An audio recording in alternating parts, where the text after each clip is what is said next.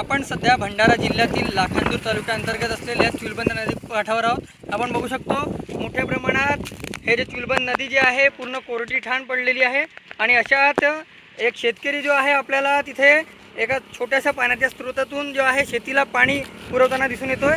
आपण बघू शकतो एका बाजूला आहे इथं मोठ्या प्रमाणात शेती दिसून येत आहे आणि त्या शेतीला कुठेतरी उन्हाळी धान किंवा भाजीपाला पीक जे घेतण्यात आलेलं आहे त्या पिकाला कुठेतरी वाचवण्याची धडपड शेतकऱ्याची दिसून येत आहे।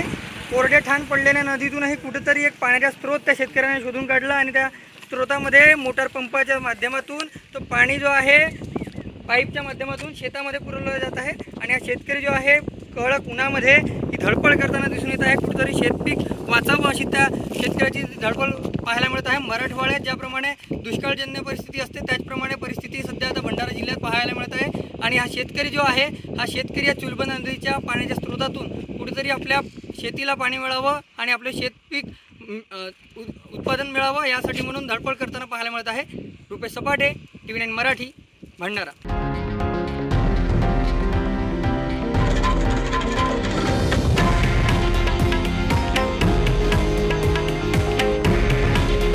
हे आहे देशातील नंबर 1 न्यूज नेटवर्क आणि आपण पाहत आहात TV9 मराठी।